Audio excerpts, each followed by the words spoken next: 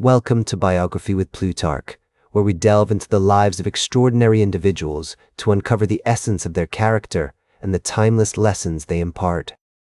Today, we embark on a fascinating journey through the life of Ray Charles, a musical genius whose soulful voice and masterful piano playing continue to captivate audiences worldwide.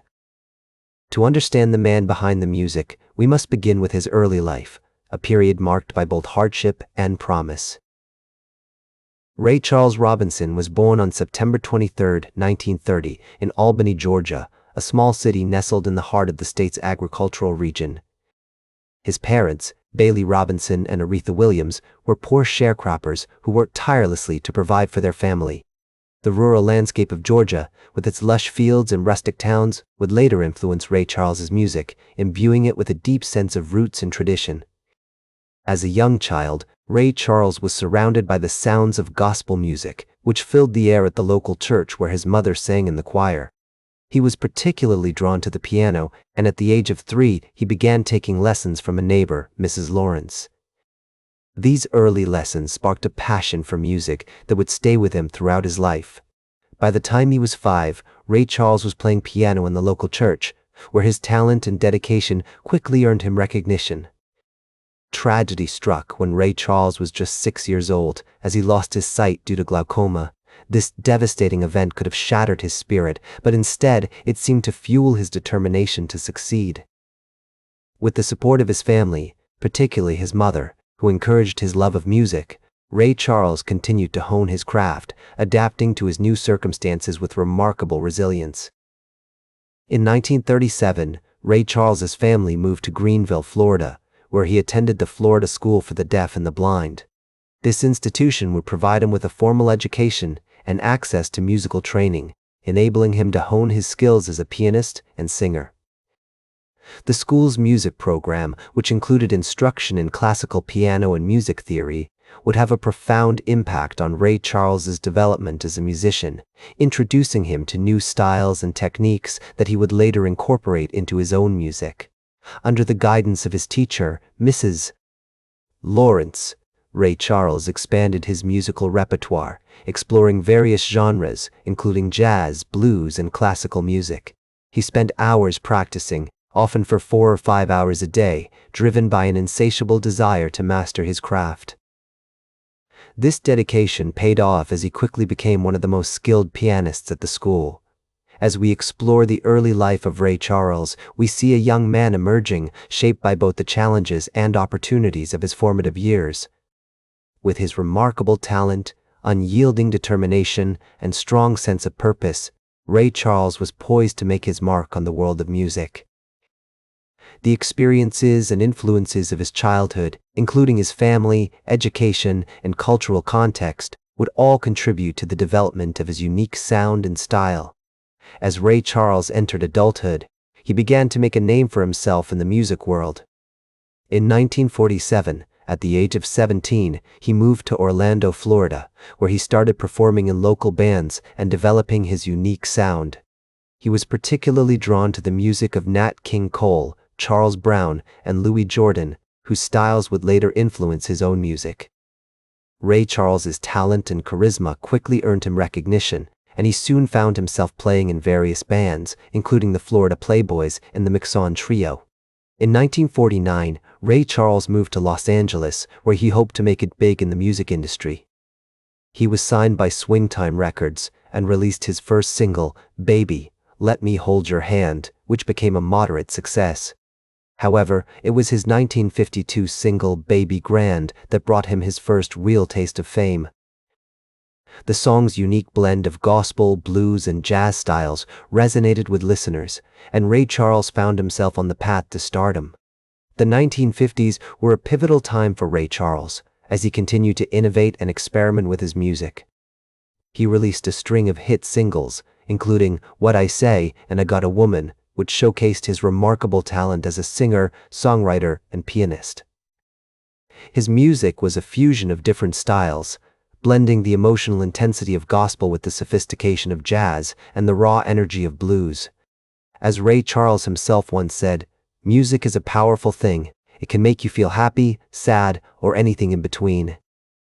One notable example of Ray Charles's innovative approach to music was his 1954 single Hallelujah, I Love Her, which featured a unique blend of gospel and rhythm and blues styles. The song's success marked a turning point in Ray Charles's career as he began to gain recognition from critics and audiences alike. He was soon hailed as a musical genius, and his influence extended beyond the music world, with artists such as Sam Cooke and James Brown citing him as an inspiration.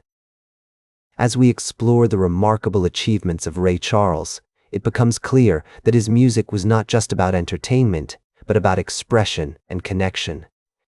He had a unique ability to convey emotions through his voice and piano playing, creating a sense of intimacy and authenticity that resonated with listeners.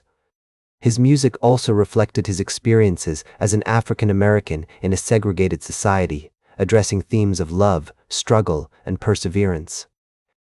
With his unique sound, charismatic stage presence, and unyielding dedication to his craft, Ray Charles was poised to become one of the most influential musicians of all time.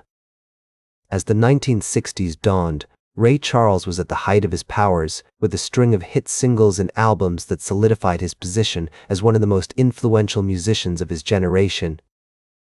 He released iconic songs like Hit the Road Jack and Unchain My Heart, which showcased his unique blend of gospel, blues, and jazz styles. His music continued to evolve, incorporating elements of country, rock, and pop, and he became known for his innovative approach to songwriting and production. Despite his professional success, Ray Charles faced personal struggles in the 1960s and 1970s. He battled heroin addiction, which had a significant impact on his health and relationships. However, with the support of his loved ones and a strong determination to overcome his addiction, he eventually sought help and entered rehab.